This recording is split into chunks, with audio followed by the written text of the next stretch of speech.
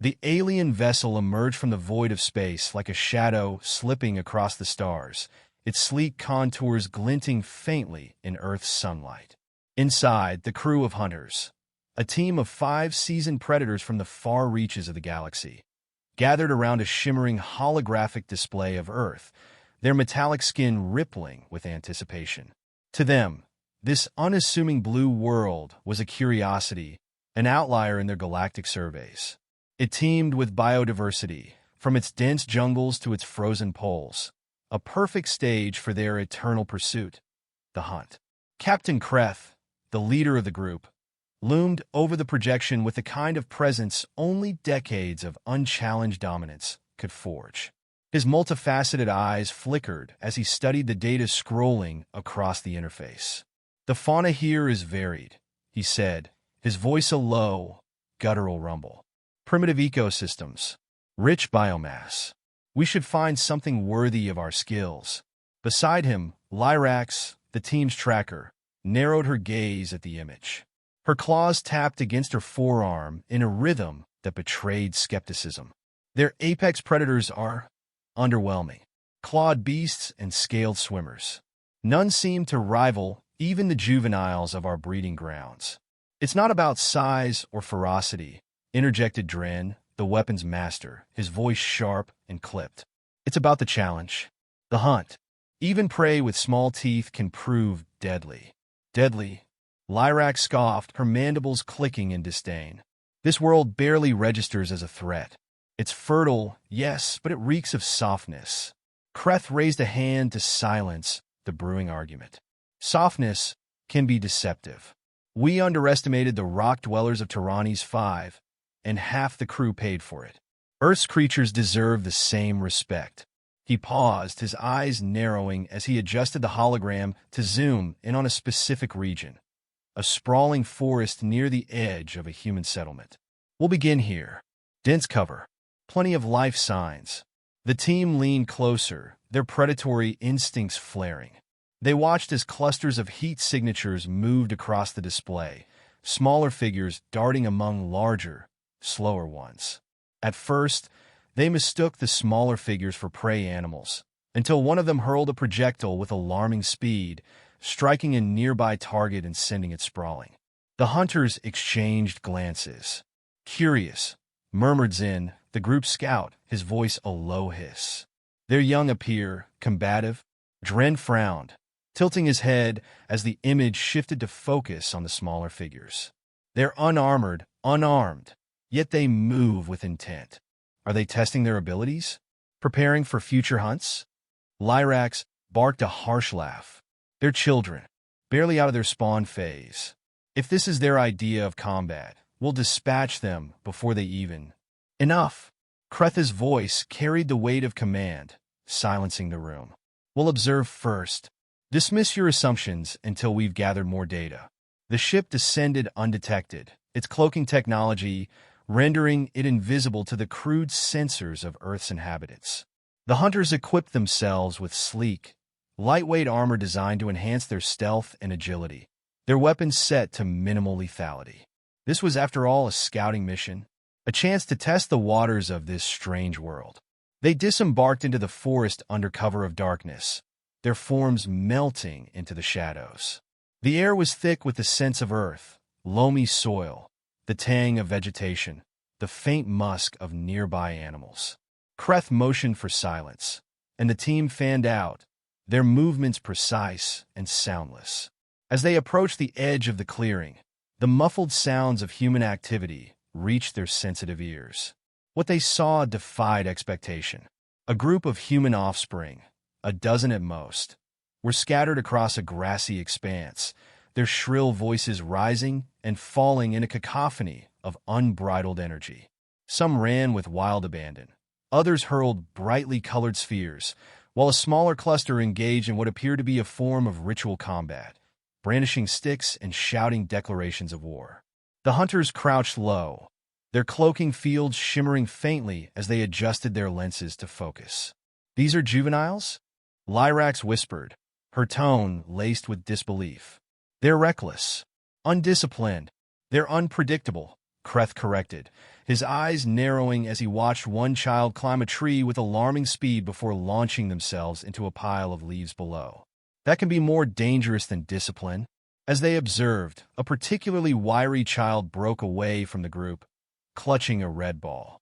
The others turned, their attention snapping to the lone figure as if drawn by some primal instinct.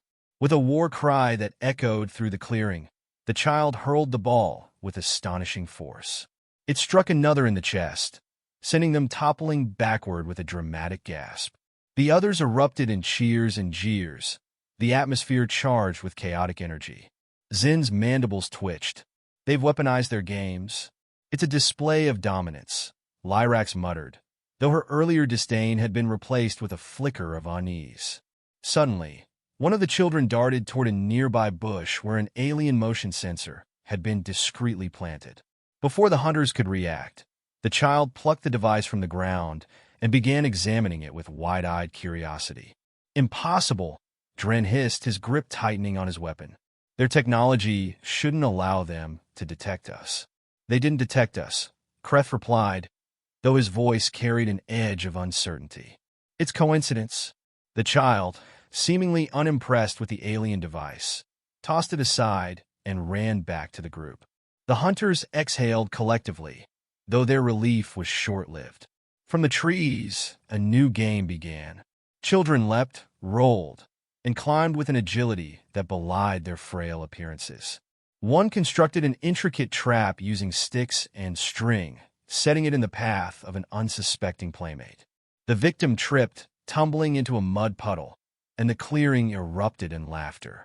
Kreth's eyes darted between his team, noting their growing tension. Lyrax's claws twitched, Dren's breathing quickened, and even Zin seemed uncharacteristically still. Kreth himself felt a tightening in his chest as he considered the implications of what they were witnessing. Enough observation, he said finally, his voice steady but firm. We retreat. This warrants further. Before he could finish, a stray ball hurtled toward their position. Striking the cloaking field with a sharp crack, the field shimmered briefly before stabilizing, but it was enough to draw the children's attention. They froze, their eyes scanning the tree-line, and for one heart-stopping moment, it seemed they might run. Instead, they grinned. They saw us, Lyrax whispered, her voice barely audible. And they're smiling? Kreth didn't respond. He didn't need to. The children were advancing, their expressions alight with the thrill of discovery. To the hunters, it wasn't curiosity they saw in those faces. It was hunger. Fall back, Kreth ordered, his voice tight. Now! The hunters melted into the shadows, their movements more hurried than they would later admit. Behind them, the sounds of laughter and play continued, echoing like the cries of predators in the night. The hunters regrouped deeper within the forest, their cloaking fields flickering faintly as they crouched among the dense undergrowth. Kreth motioned for silence, though none of them needed the reminder. Each alien was attuned to the peculiar tension crackling in the air, their enhanced senses hyper-focused on the clearing they had just abandoned. The laughter of the human juveniles still echoed faintly, a dissonant melody of innocence that set their nerves on edge. They saw us, Lyrax whispered, her voice unsteady for the first time Kreth could remember. Even if they didn't understand what they saw, they reacted. They didn't just react, Dren growled, his claws flexing against the hilt of his weapon. They approached. No prey approaches its hunter without reason. Zin, always the quietest among them, leaned forward, his faceted eyes glinting in the dim light. Perhaps they do not see us as hunters. Perhaps they see us as prey. Kreth's jaw tightened, though he kept his voice level. They are children, barely out of their infancy. Whatever instincts drive them are not enough to overcome their physical limitations. He glanced at the group, letting his words sink in. We miscalculated. That's all. But this is no reason to abandon the mission. We observe, gather data, and leave. No engagement. No one argued, though the unease lingered like a shadow. The team adjusted their positions, taking up vantage points along the perimeter of the clearing, each one careful to maintain their cloaked invisibility. Kreth allowed himself a moment of grim satisfaction. Order had been restored, but as they resumed their surveillance, it became clear that Earth's children defied understanding. One child, the smallest of the group, darted toward a cluster of low-hanging branches, their movements unervingly swift. They climbed with an agility that left the hunters momentarily stunned, reaching the highest point of the tree in seconds. From this perch, the child surveyed the clearing below, a triumphant grin splitting their face. Then, without warning, they leapt. Kreth's gut twisted as he watched the child plummet toward the ground, only for their fall to be broken by a pile of leaves. The others cheered as the jumper rolled to their feet, unscathed and brimming with energy. "They court death," Zin murmured, his voice almost reverent. "And yet they thrive." Nearby, another group had formed a makeshift battleground. Two children wielded long sticks, clashing them together with wild abandon as the others shouted encouragement. Their movements were erratic but purposeful, their strikes delivered with surprising force. One child overextended, leaving an opening that the other exploited with a swift, decisive blow to the ribs. The victor crowed in triumph, raising their stick high as the vanquished clutched their side and laughed. Their training, Lyrax hissed, her earlier mockery replaced by a palpable tension. Testing their limits, building strength. "Look closer," Kreth said, his voice measured. "They are not striking to kill. They are mimicking. Playing. Play." Dren barked a harsh laugh, though it lacked any real humor. That wasn't play. That was precision. As if to emphasize his point, one child sprinted toward a cluster of stones, dragging behind them a length of rope tied into a rudimentary snare. In moments, they had assembled a crude trap, positioning it in the path of an unsuspecting companion. The trap sprung as intended, tangling the victim's legs and sending them tumbling to the ground. Rather than retaliate, the ensnared child burst into laughter, joining the others in a communal celebration of the prank. Dren's grip tightened on his weapon. They revel in their victories, no matter how small. Even failure seems to strengthen their bonds. Kreth did not respond, his attention fixed on the scene before him. The children's energy was relentless, their ingenuity boundless. Every game they played seemed to contain an undercurrent of strategy, an instinctual understanding of their surroundings that belied their apparent youth. He had never seen anything like it. Then came the ball. The wiry child from earlier retrieved the bright red sphere, their movements deliberate. They barked something to the others, a single word that carried the weight of command. The group responded immediately, scattering to opposite ends of the clearing. The wiry child spun the ball in their hands, their expression one of intense focus, and then they threw. The ball moved with astonishing speed, its arc precise as it hurtled toward its target, a child standing at the far end of the field. The intended recipient dove to catch it, but their timing was off. The ball struck their chest with a resounding thud, and they tumbled backward, gasping for breath. For a moment, the clearing went silent. Then the fallen child sat up, grinning, and the others erupted in cheers. The ball was retrieved, and the cycle began again, faster and more chaotic with each repetition. "They weaponize even their toys," Lyrax muttered, shaking her head. "This isn't play. This is conditioning." The tension among the hunters was almost palpable now, their earlier confidence eroded by the sheer unpredictability of what they were witnessing.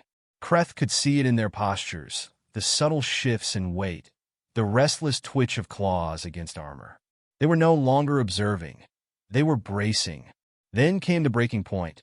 The wiry child, emboldened by their earlier success, hurled the ball with even greater force.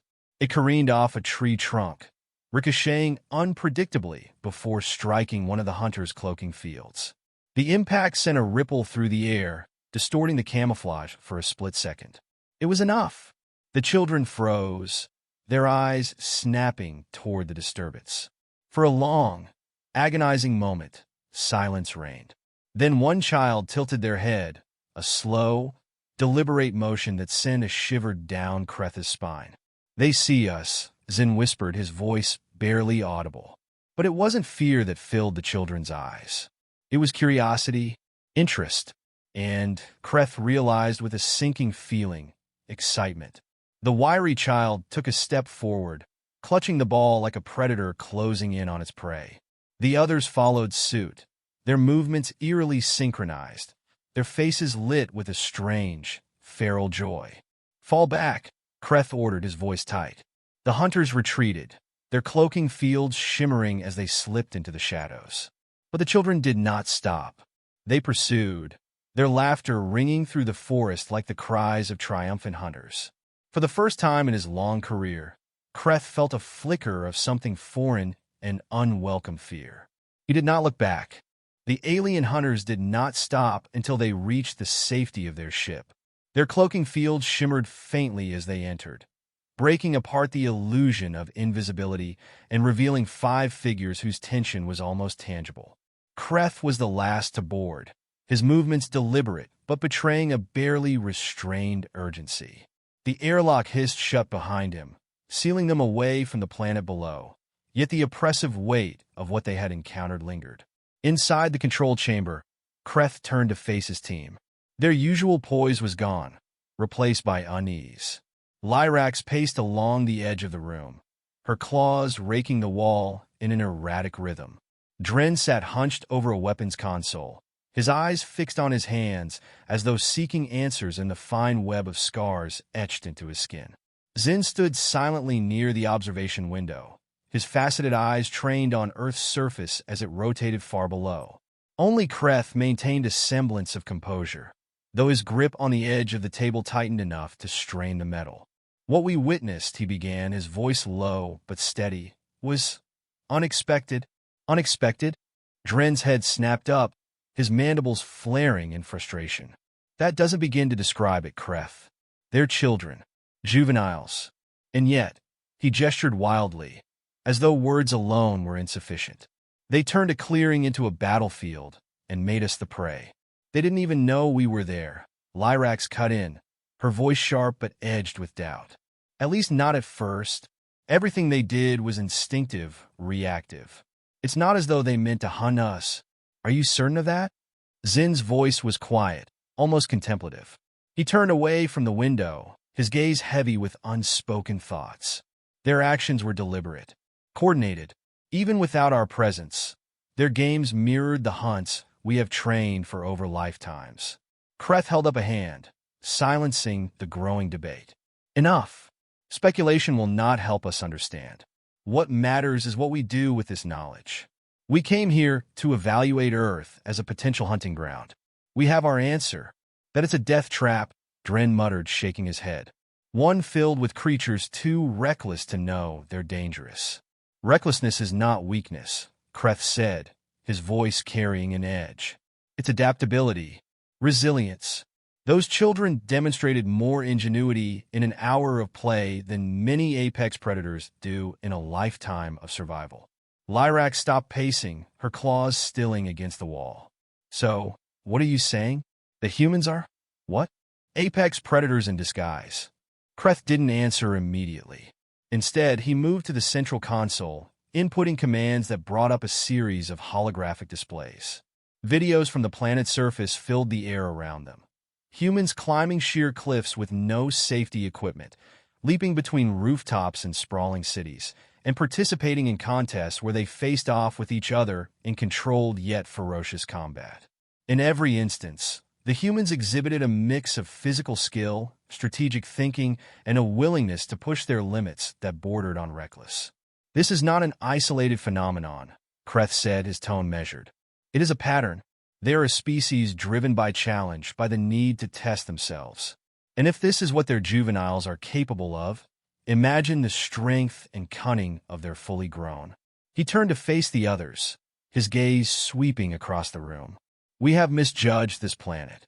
It is not a passive ecosystem waiting to be tamed. It is a crucible."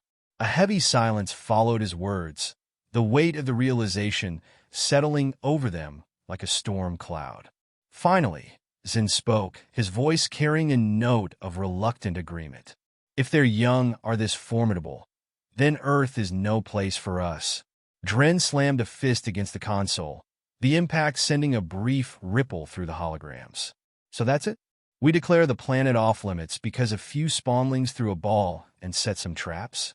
They did more than that, Kreth said sharply, his patience thinning.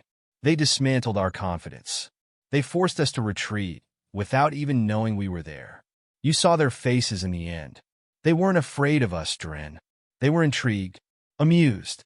If we had stayed, they would have followed. And who knows what would have happened then?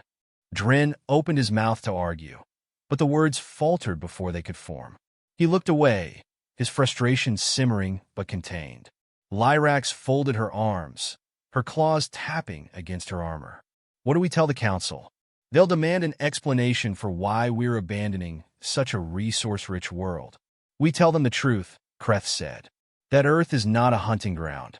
It's a proving ground, and any who underestimate its inhabitants will do so at their peril.